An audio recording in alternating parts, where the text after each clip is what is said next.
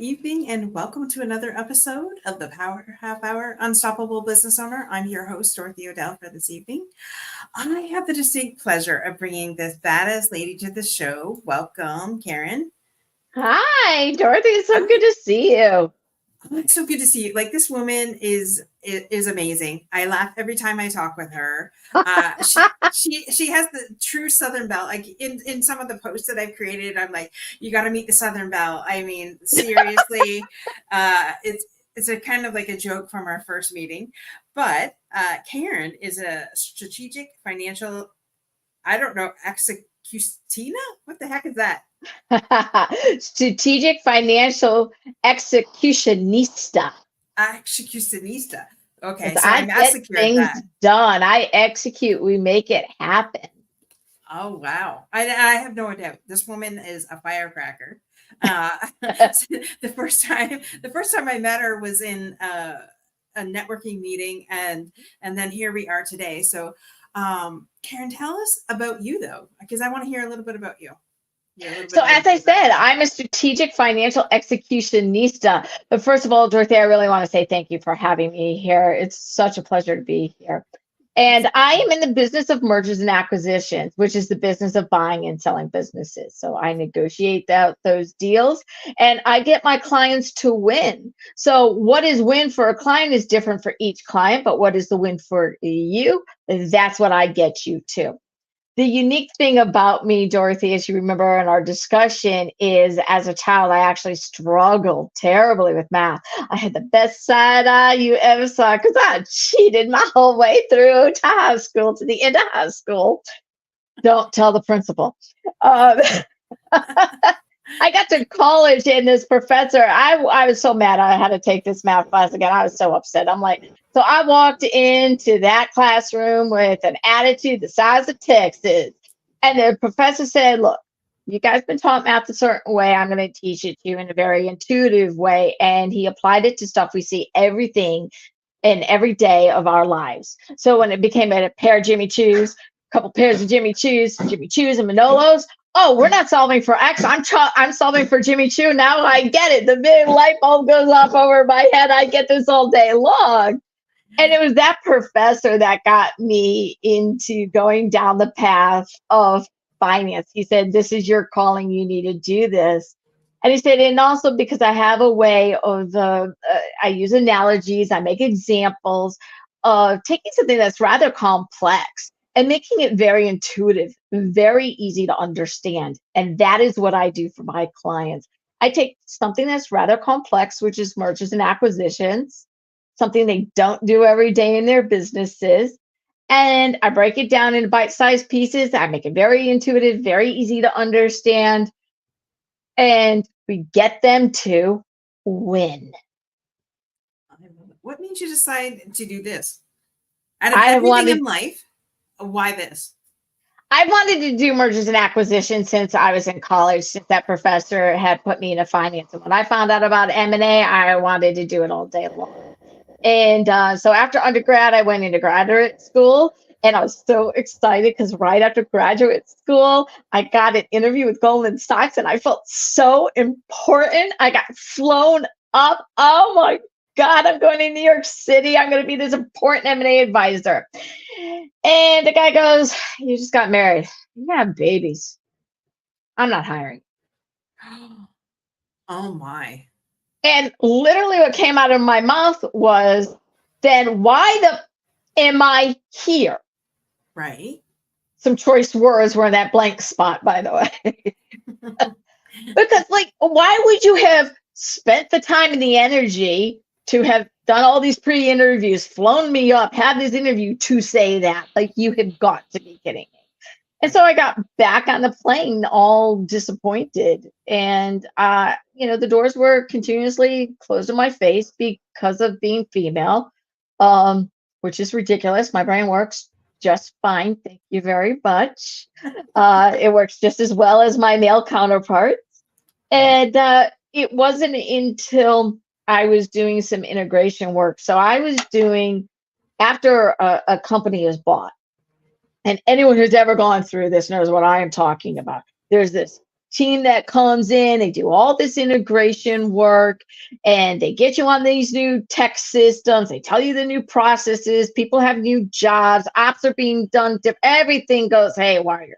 So the person has been acquired, that company, they're the ones like, oh my God, this changing. Oh, it's too much. I was the one that led those efforts. And I had a team under me. We would come in and do that.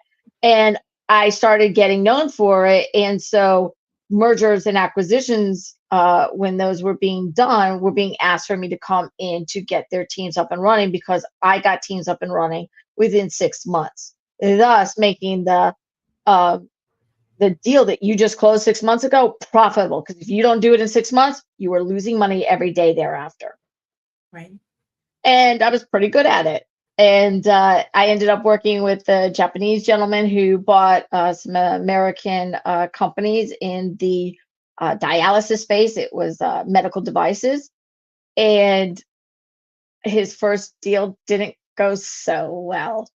And as I walked in, and I literally see the previous owner walking out with the inventory, and it's stop the presses.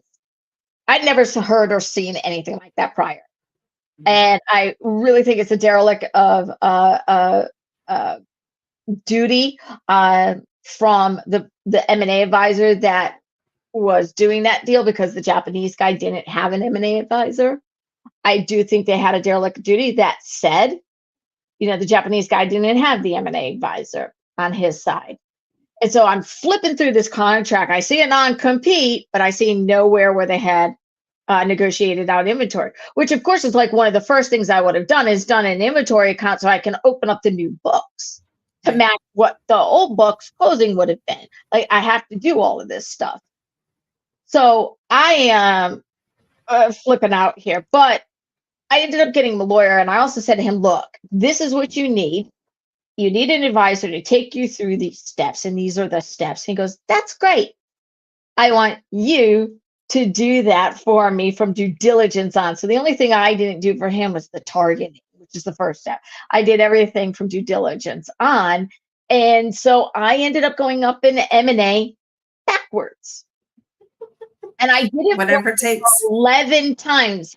And it sounds so impressive. I know this. And I probably shouldn't say this. I should toot my horn and say I did this 11 times for this guy. I'm amazing. No, by the third time, it was rinse and repeat. We had it down like science. It was nice and easy. I wasn't thinking as hard. I knew exactly what I was going after and what I was doing and what I was looking for. So pandemic comes. I lose all my clients on March 20th, 2020. And some of them trickle back. They want me to travel. I'm in lockdown. I'm not going nowhere for any number of reasons. I happen to be on a high risk category. So I was a little fearful at the time and just wasn't comfortable with that. Not to mention, I'd been using Zoom for years, long before it became popular. So why can't we just use Zoom? Right. And so and I had one guy who was a Brexit deal. So they had bought a company in Britain prior to Brexit. And I kept telling them, with Brexit, we got to get them out. Like, you guys have too much going on the continent. You need to have offices on the continent. You need to set up a business on the continent. You need to do this now. 2020, long after Brexit is done, they come and say, okay, we're ready to do this. I'm like, you have got to be kidding me. You need a lawyer. Go get a lawyer to set this up. I can't do jack for you. So irritated, I said, that's it. I'm done with you people. Y'all making me nuts.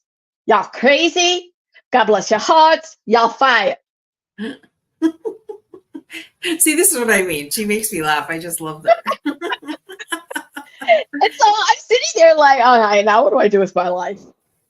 Like everybody did during the pandemic, because I don't want to keep living in fear, but I'm going to keep living. So what am I going to do with this life of mine?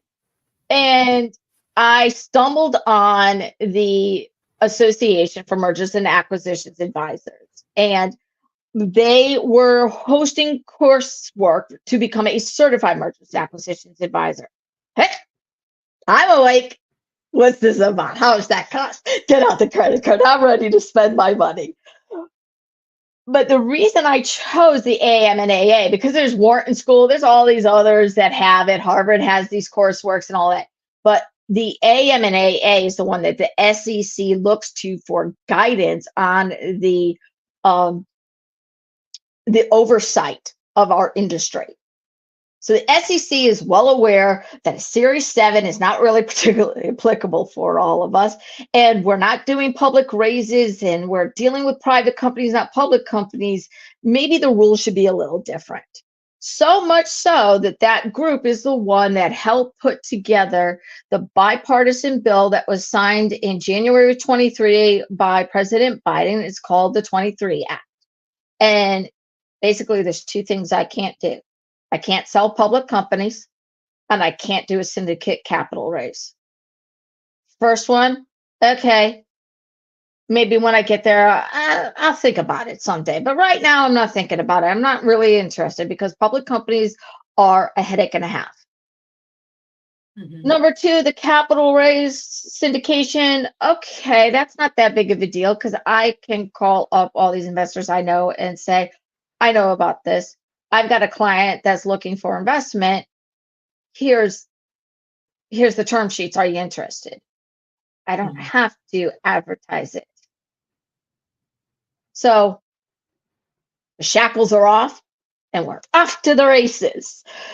And that's been me ever since I finished that certification. I passed on the first try. I am going to pat myself on the shoulder for that one because this is a woman who does not test well. So I pulled that off very quickly, very well. I was so proud of that. And then I have deals in hand. And I go to even some of my professors' firms, and I go to other firms. I got deals in hand, and nobody will hire me. And I'm like, okay, that's it. We're done, over it. This is where now the attitude comes in. And the executionista comes in. Within 30 days of that nonsense, I just started my own business. Awesome. And never looked back. And I have not looked back. I've been chugging along. As a matter of fact, right now I got more work than I can handle. And I keep saying, give me more. Because my thing is just because I can't handle it doesn't mean I can't hire people, which is where I'm at now. Is I want to bring people on in 2025. More me's. And I'll just make it and just, make those deals happen because there's a lot of deals to be happening. So right now, all my deals aren't happening. Election needs to hurry up. Yes. God bless hot. Needs to hurry up. I got deals to do. Yes, deals to do. Well, it'll be done next week. Is it your election date the 4th of November? It's the 5th, Tuesday the 5th. The 5th. It can't happen fast enough. So the problem is, yes, elections are going to happen, but then we go into the holiday season, so nothing's going to happen until January of next year. And I know it's 2 months, but I'm a train, and trains don't like to stop. Mm-hmm. I hear you. Absolutely hear you. It's funny because I'm ready to ramp up, and everybody's just like, oh no, it's like now we're ramping down, and that's just like, no. Yeah. So I totally get you. I mean, I got a lot of networking and socializing I get to do for the next few months, and that's great. Mm-hmm. But there's only so much of the BS that I'm willing to listen to. So, I go to these events. It maybe lasts 2 hours, I'm there an hour. It lasts 5 hours, I'm there 2.5 hours because it's like, yeah. I came, I saw, I got what I wanted, I'm leaving. I'm going home, going to bed. This is the woman you want when you're trying to buy or sell a company. She's totally 100% for you, getting the job done quick. Get in and get out. Like I said, what's your win? Right. So whether it's a sell side, and I'll say this, one other thing is whether it's a sell side, so you've got a company, a lot of boomers in this place, got a company, you're ready to sell. You're like, okay, I'm done. That's it. Cashing out. Kids can't take this over. Grandkids aren't taking it over, whatever. I want to cash out. Great. I'm going to get you as much money as I possibly can get you. Now, what does that exit look like for you? We're going to get you the maximum amount that we can get you.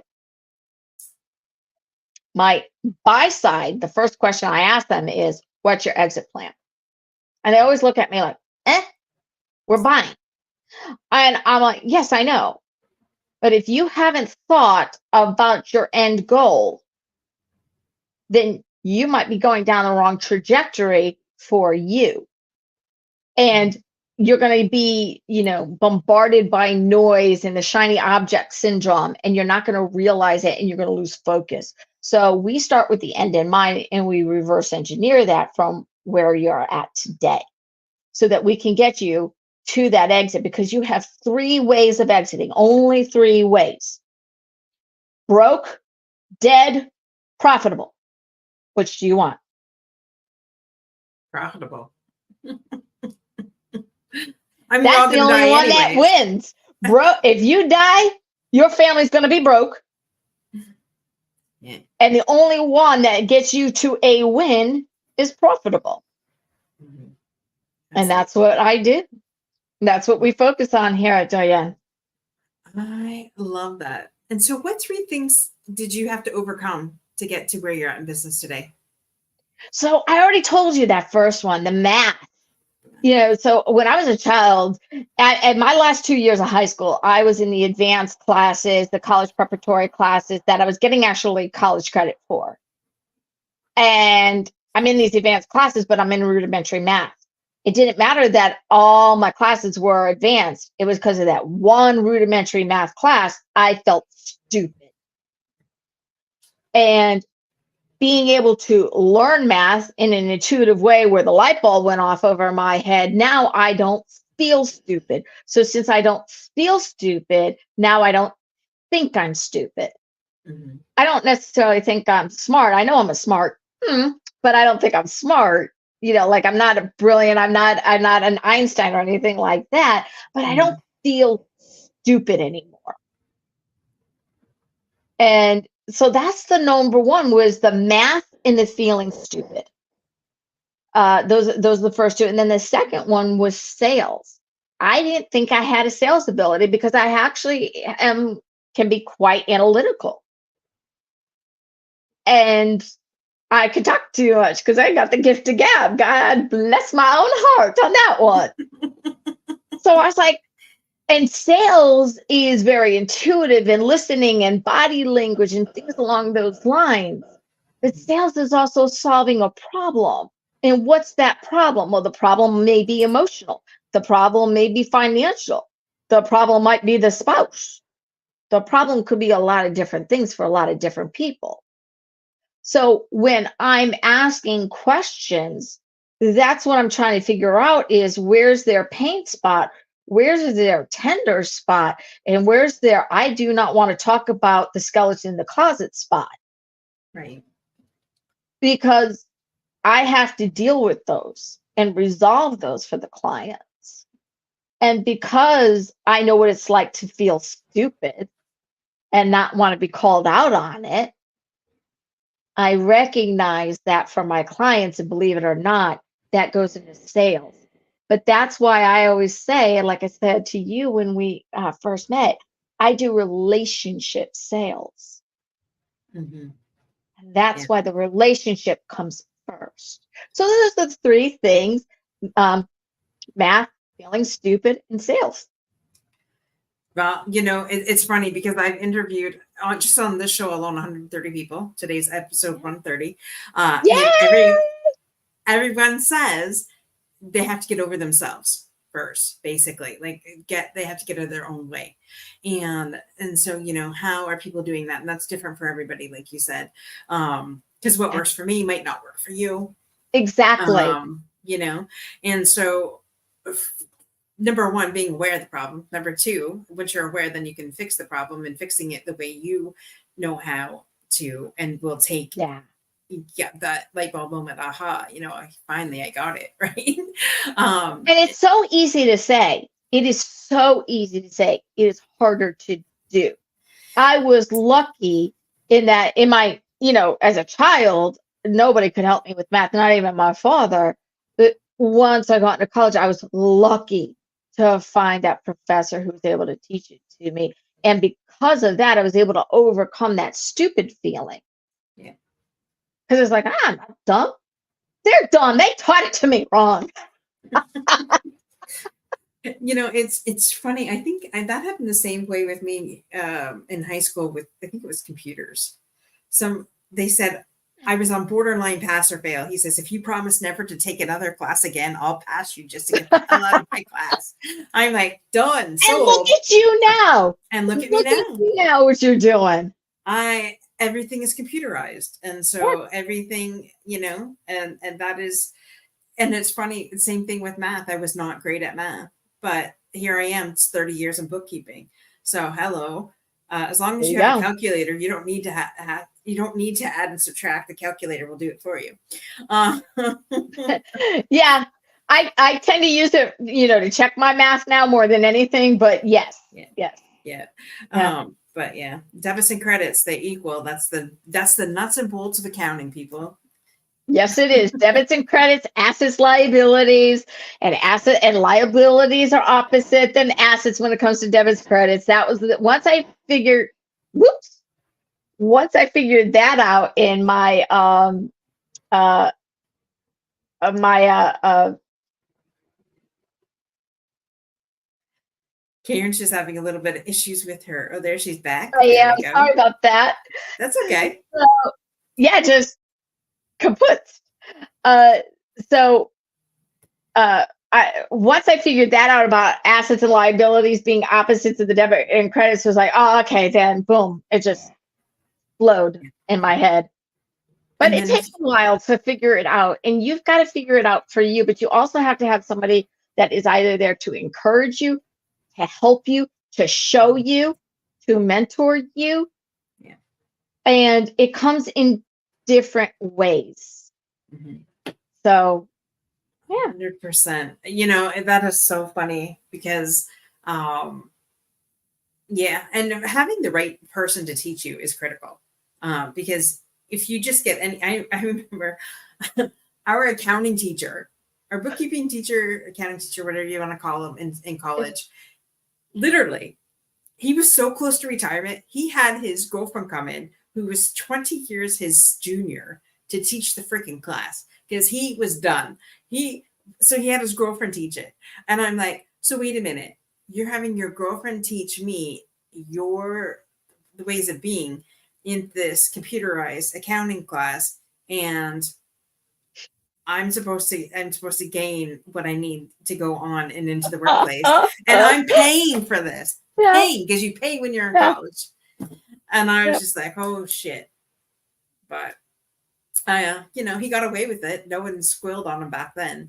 So St. Clair College, you should be ashamed of yourself for allowing that to happen. Yeah. There's truth there. There is some truth there. My goodness. I never said that. Professors can make or break you. They really, really can. Yeah. And I owe so much to that professor in college because he made my entire finance career, and he also made me feel not stupid anymore. I realized because of that I was not a stupid person. And I deal with extremely smart people. They have built companies, amazing companies. They're doing amazing things. Some are still, they're young and they're in the buy side. Some are, they're older. They're letting it go. They're retiring. They're done. It doesn't matter. These are smart, capable people. None of them are stupid.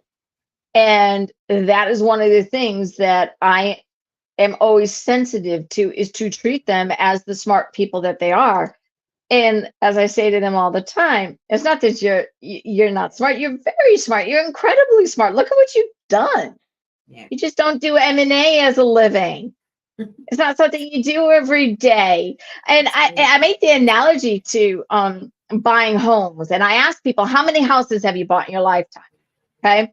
So my husband has bought homes 5 times in his lifetime. I have bought 2 homes. My husband and I just recently bought this home. So I do work from home. That's one of the other benefits of my life. Yay.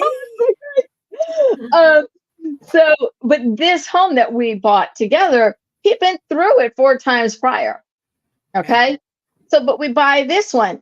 Did he go out and check MLS, FMLS, and all that? No. Like all of us, we're on Zillow and Realtor.com and that kind of stuff.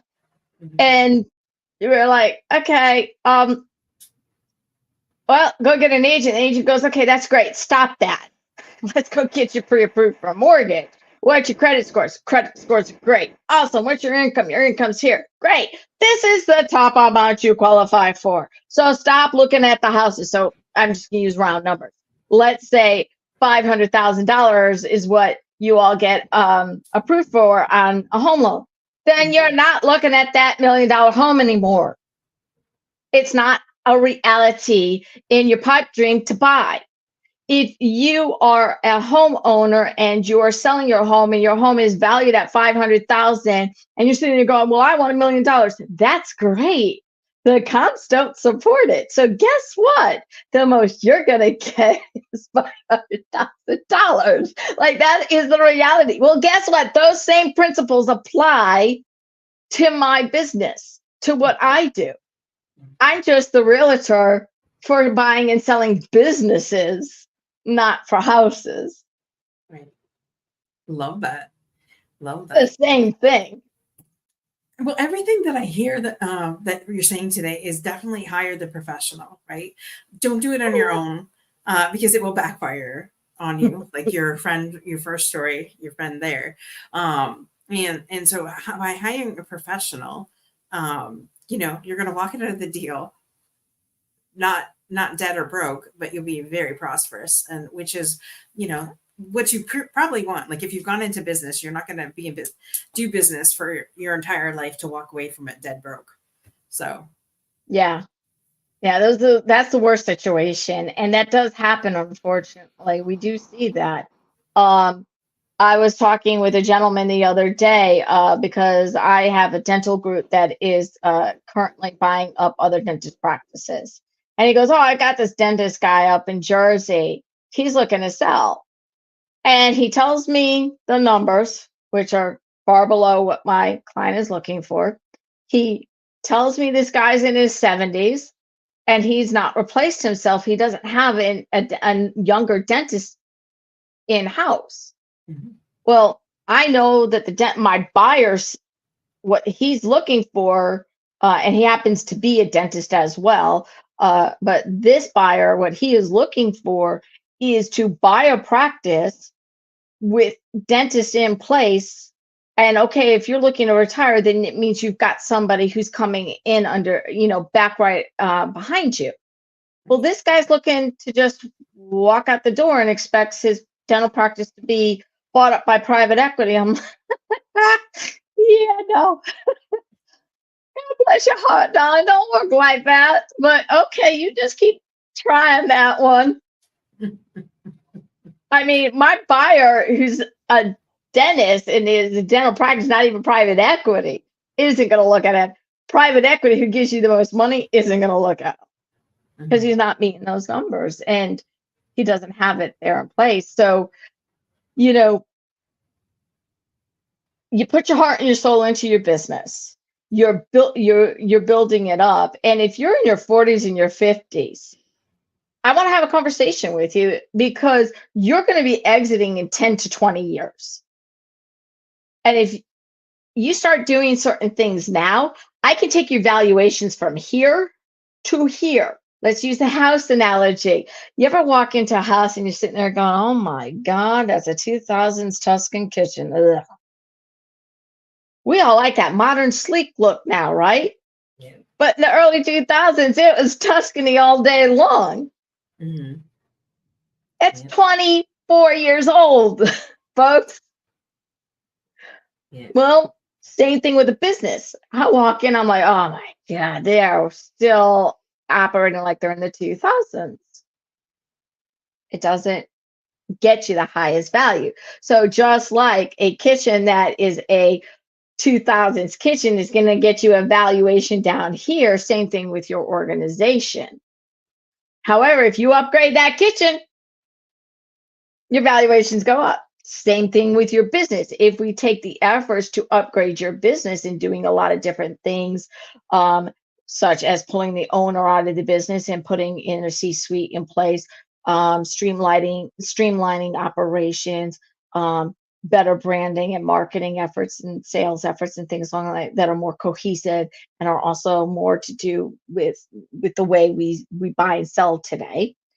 Those things will automatically increase your value automatically. However, I need 3 years financials. So if you implement it now and you want to sell next month, it doesn't work. Right. I need to show it being that way, that's the norm of business for 3 years. If you get in a huge government contract, great. Did you just renew it a second time, or is this the first time you've gotten it? When does it renew again? In a year, 2 years, 3 years, 5 years? Those kinds of things change valuations. And the buyers, so my buyer clients, when they're buying companies and they're looking to grow exponentially through acquisitions, what they're sitting there going is, what does that company bring to our table to elevate our game? If you got a 2000s kitchen, it's not elevating the game, but okay, I'll go ahead and buy you. I'm going to rip that 2000s kitchen out. I'm going to put a 2024 kitchen in, but I'm not going to give you top dollar for it.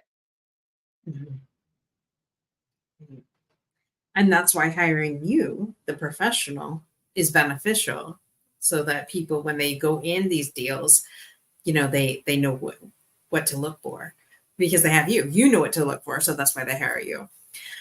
So yep, and it's different for each industry. Every industry is different, and they have their own metrics and things that are moving in the industries. So believe it or not, manufacturing used to be really slow, 2-4 multiples. Now you can get 8 multiples in the manufacturing business.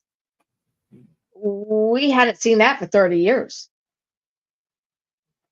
So things move, they change. I love that. Love that. Well, I can't believe it's past the half hour. Oh my God. I know. I really can't believe that. Like, Karen is just such an amazing woman. Definitely somebody you want on your side, especially if you're looking to buy or sell businesses. So Karen, where's the best place that people can get a hold of you? So the best place to get a hold of me, there's a couple ones. You can get me at Karen@DianeAdvisoryGroup.com. You can also just go to www.DianeAdvisoryGroup.com and hit the Let's Talk button. And then the other one, of course, is on LinkedIn, which is Karen K. Bennett, MBA. It'll come up. But you got to put in that initial K, because there's 1.5 million Karen Bennett's out there. So that's why it's Karen K. Bennett. And you can find me there as well. Perfect. Definitely don't run over to one of those 3 areas to connect with Karen. As you can see, she'd be so fun to work with as well. I mean, you just exude confidence, and you know exactly what you're talking about. So you definitely want Karen on your side, especially if you're Thank you, Dorothy. the mergers and acquisitions. And imagine my negotiations are like this. I know what it's like when you make the other side laugh? More money in your pocket. Exactly. It's a win for my side when I make that other side laugh, but I do it all. Well, and you can tell just by your personality that you are there to win it. Like, you are there to win it for your client. Like, there's just no doubt in my mind that you are the person. Like, if I was looking to buy or sell a company, you'd be the first one to go to. Well, thank you so much for that. Absolutely. I mean, look, it is a win or loss game. My clients win or they lose. Well, my clients win. Right. Somebody else's clients might lose, but my clients win. Right. So definitely, connect with Karen today. Thank you for everybody that's been watching. I know no one was, everybody was too shy today. They didn't say hi today. At least not where Yeah. I can see. Some they may be over on YouTube or Facebook or Okay. LinkedIn, but it's not coming through for some reason. Okay. Sometimes StreamYard glitches, so I'll go check those areas out later. But thank you so much, Karen, for being on the show today, sharing your wisdom, sharing, your true passion for helping people in mergers and acquisitions, and truly blessed to have you here on the show. Yeah, I love doing it. I love getting my clients to win. I always say I'm not the entrepreneur. I'm not the in the sense of the I can't create things. I can't uh, uh, you know come up with the next new technology. I don't have that skill set, but I can help the people that do. Absolutely. Absolutely. All right, folks, be unstoppable in all that you do. Remember, same time, same channel next week. Don't forget to go over to our YouTube channel, Unstoppable Overcomer, subscribe, click on the bell button there so you know when we go live, and go like this episode right now and share it with all your friends. And if you have Roku, we're also on Roku, so check us out over there. It's a great platform over there as well. And same time, same channel next week. Bye for now.